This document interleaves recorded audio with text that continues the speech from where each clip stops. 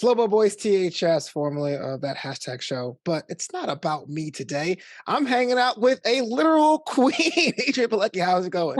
Great. How are you doing today? I'm doing pretty well. Had a chance to check out QUASI coming on in a couple days here on Hulu. And I know the question number one is like, how was your experience on set? But going a little bit further than that, I got to ask about the call. When someone said Broken Lizard wants you in this flick, what was going through your mind?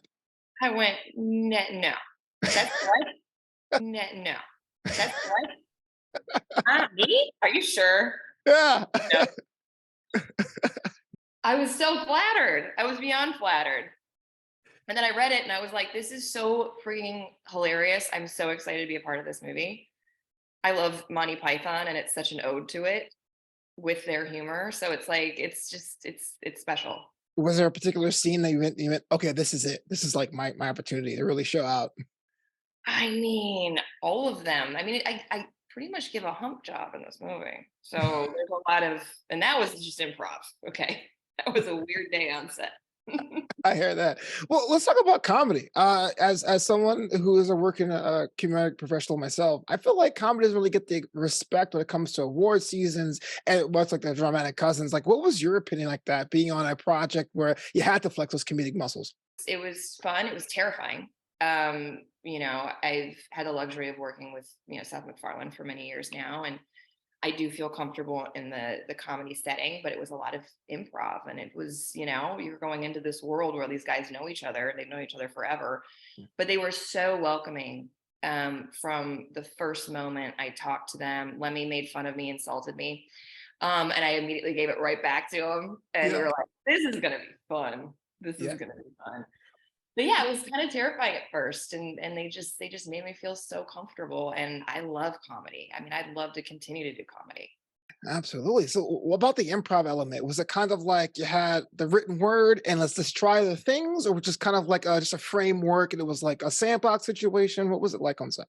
We would always do the joke on paper. You know what I mean? Because the jokes on paper were really funny, but then it was like, okay, now let's play with that. How can we make that funnier? And it was actually really fun to watch the process because every time they would do changes, even leading up to the filming, we would do a read through because that's how they can hear it, right? The jokes, how they land, what's funny.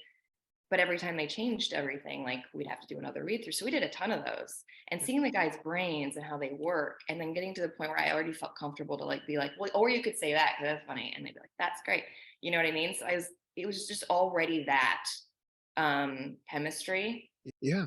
and familiarity when we got to set to where I felt really comfortable getting to play with them. When it comes down to different offerings that people have, there's just a lot. I mean, the streaming services for days. I mean, you can get content blindness, basically what's out there. How's it been a challenge to stick out and to have original stories when it comes to releases quite like this? And how did you approach that when you select your projects? I mean, it's hard to even think about it because so much is most things are streaming, but I think it's something like this really works with streaming Mhm. because there's more access to it immediately. Comedies don't necessarily do the best in the theater anyway. It's Sure, like sure. you go to the theater to usually see action or, maybe a kid's movie, like a cartoon. But really, comedy doesn't necessarily at this point in time do well in that setting. And I think that this is such a great platform for people to be able to access it and see it immediately on 420. Yeah. Um, obviously. Um, but I mean, I think it's getting rarer and rarer to see a project that's not going to be streamed or that's going to be on a network or that's, going to be in a theater. I hear that's just an evolving nature of the game. Speaking of getting out there and do something different that's evolving, pace car driver, Circuit of the Americas. What was that about? Okay.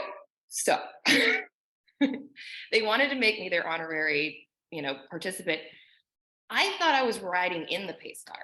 Right. So I'm like, this is great. This is great. They're like, okay, you ready? Are you ready? Yeah, yeah, yeah. You're going to have to go down and practice for a while. And I was like, practice sitting in the pace car? I mean, okay, whatever. I get down there. Thankfully, I'd only had one sip of alcohol. Right. Like, okay, they're going to need you for rehearsal. I'm like, oh, crap. Okay. I go down and they're like, so you ready to drive? What?